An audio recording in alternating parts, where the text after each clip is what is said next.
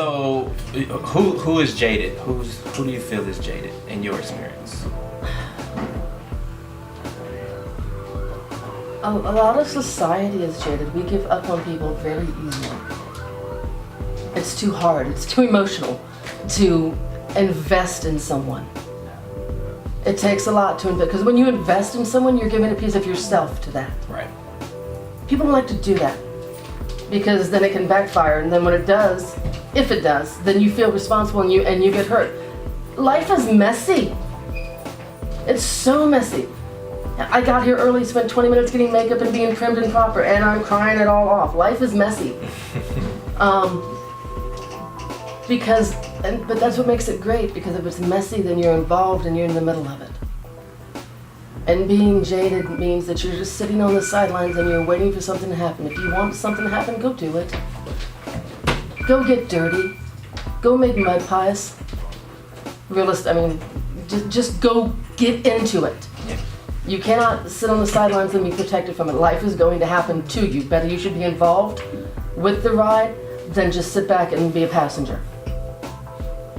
My family itself, we're not real jaded. I get jaded and cynical just from what I've seen in life, and people that I know are trying really, really hard, and for whatever reason their throat is stepped on so many times by circumstances they have no control over. Eons ago, I worked at Burger King, and changing your topic a little bit, sorry. You're good.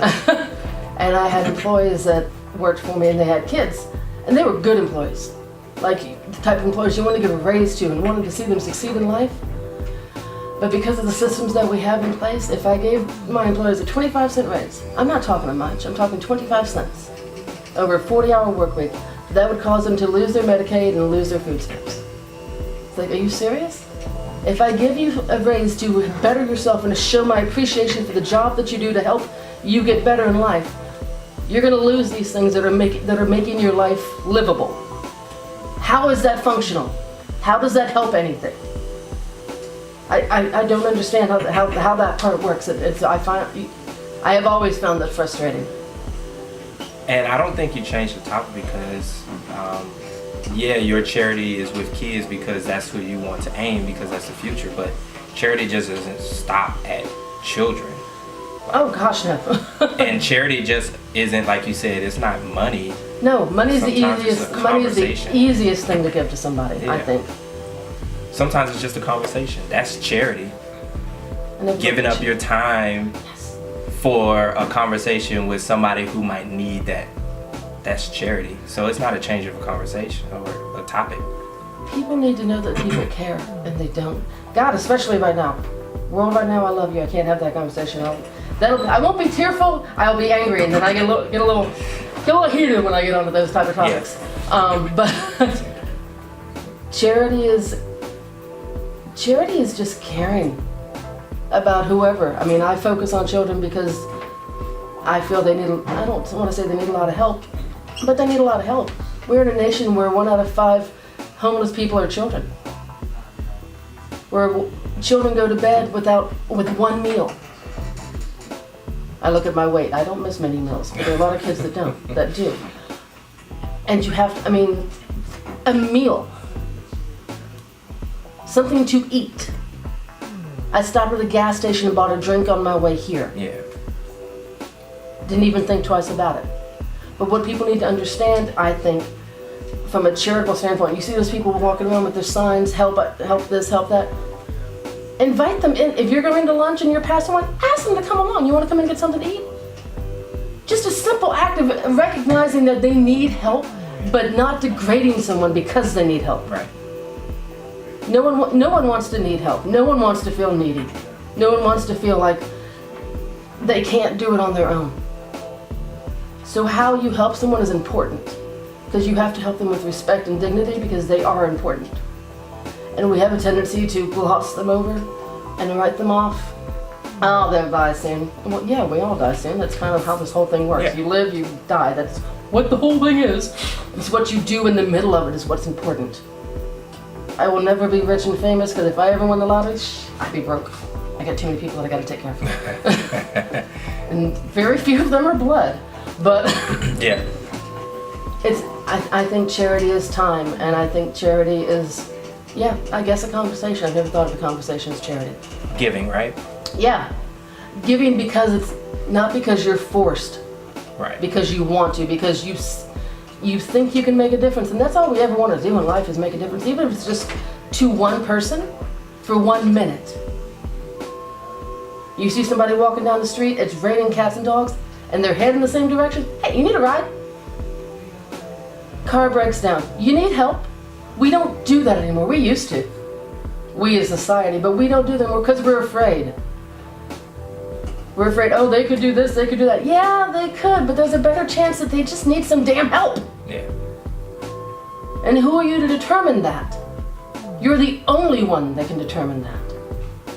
There's no one else beside you in your car doing whatever. You have to decide whether or not, man, it's pouring down rain, their car's not going anywhere. I don't know if they have a cell phone. I don't know if they've got someone. Pulling the damn car. And I mean, yeah, that's annoying. It's frustrating. Yeah. But you do it because it needs to be done. Yeah. Someone has to do it. Why not you? So there's a lot of giving in everything that you're doing, right? Is this a religious thing? No, I love you for that one. I am not a fan of organized religion. I'm a spiritual person. I believe that we are all connected. I don't know that there's a higher power or being, somebody that sits up there with the checklist going, yep, you did that, yep, you did that, no, X. Recovering Catholic, so, you know. Yeah. And you got the whole heaven, hell, and purgatory. If it's real, I'm definitely purgatory bound for at least a while, if not straight hell. I tend to be selfish, contrary to what I'm saying, but I'm spiritual. I believe that it is all interconnected. There's this is going to sound corny, and that's okay, I'll take it. There's a tree out in Johns Island called the Angel Oak. Yeah. Favoriteest tree in the whole world of what I've seen of the world. I went to London last year, and I went to Stonehenge. So old, so cool, really good vibe. Like my tree better. It's been there for over 500 years. It's been there longer than we've been a country. Yeah. It was there before us. Yeah. It will probably be there after us, so long as developers don't get their nasty little things into it. But to see it, and what makes it so cool to me is it's taken care of by people and donations. Its root system is fantastic. It goes out and stretches into all sorts of things. It's grown up, and the canopy that it has to see sunlight shine through it is just amazing. And because it's gotten so big and so vast, it's got posts that hold up certain of its branches and cables that hold up its branches that are put there by people that helped it and supported it. And it's a tree. If you can help and support a tree, why can't you help another person? If you can do all this for a tree, yeah, it gives you oxygen, helps you breathe, it's kind of important. But these are people. And when sunlight shines on people, and it lightens up their face and it lightens up their mood, and you can see a glow from them, why would you step on that? Why would you not do something to make that better? If you can support a tree, you can support a person. Because everything's all connected. We're all one giant organism. We all started as a little tiny atom, and we grew into some huge, fantastic things. It's all connected. So, that's my definition of spirituality.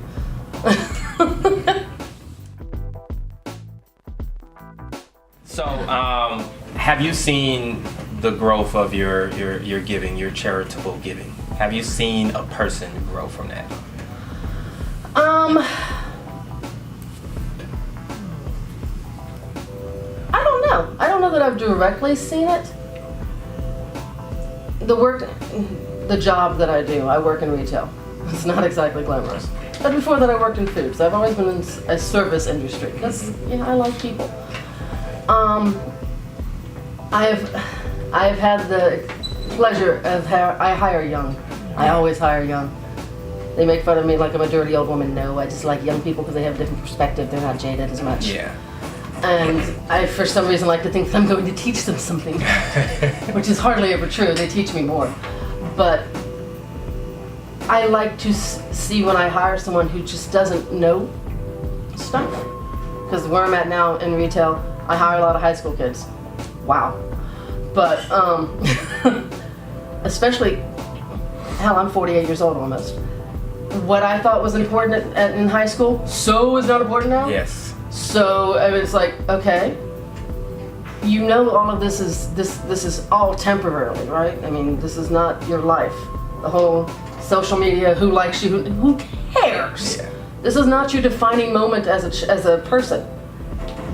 And to help them see themselves in a different light and get a different perspective on the world around them, from what they came into me as to what they leave me as, because they don't stay.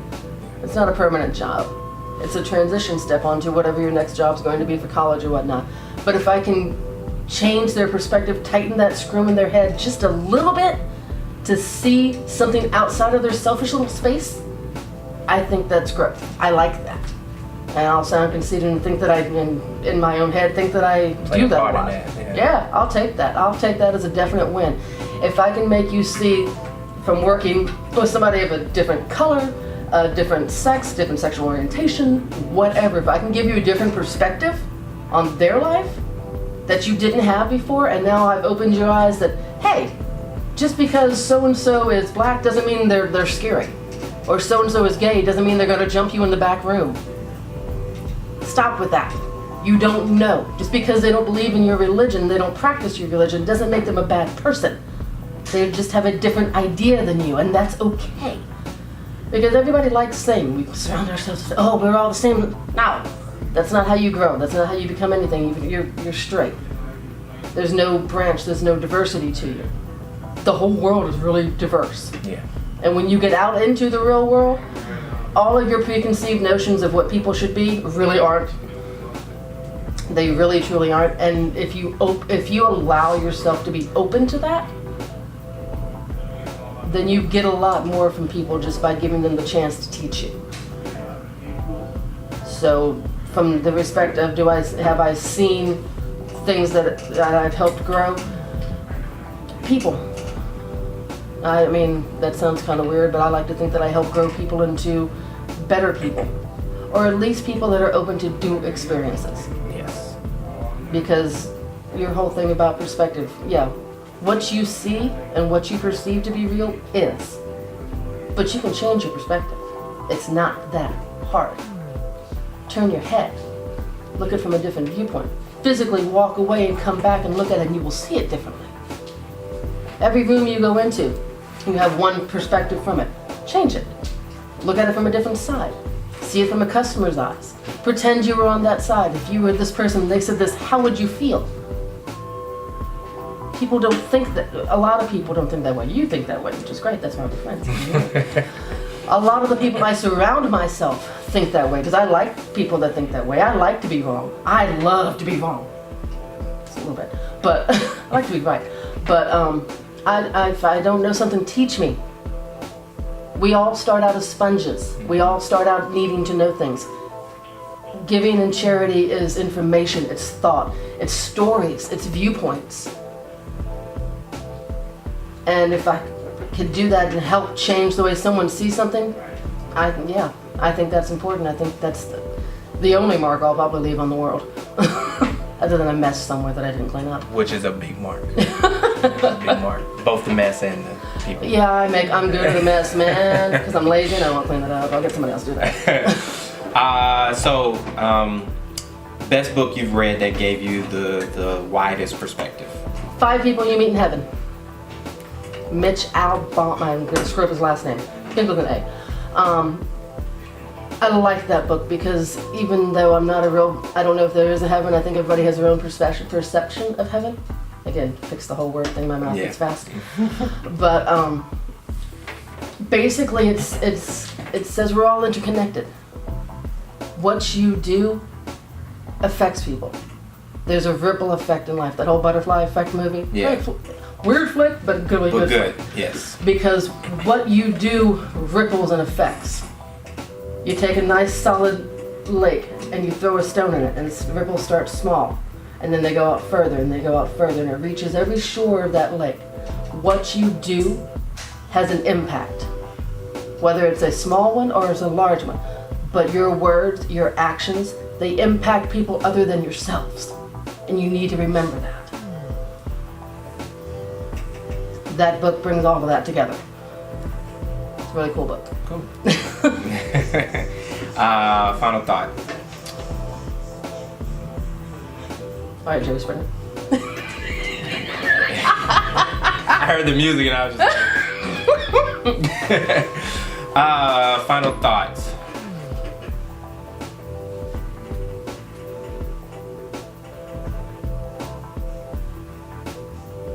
I don't have one. Final thought. This is a fantastic thing that you're doing. Bless you for that. Because people have different perspectives and different thoughts and different stories, and until you ask, you don't know. I am so not an emotional person. So not. And the fact that you got me to cry is like really disturbing to me. But it's because I'm passionate about certain things. Yeah. And when you can bring out someone's passion and their belief and their desire, that's important. And that type of thing needs to be shown. And the fact that you had the thought and the wherewithal to think, hey, I can't change the world by myself. I can't make all these people understand how I feel and what I see. But I have people that can. I know a lot of people because I'm a very diverse individual and I talk to everybody. And everybody's opinion is important. And for you to want to bring that out, I think that's a pretty cool thing. Well, thank you. I appreciate that. So that's my final thought. I love you. I love you too.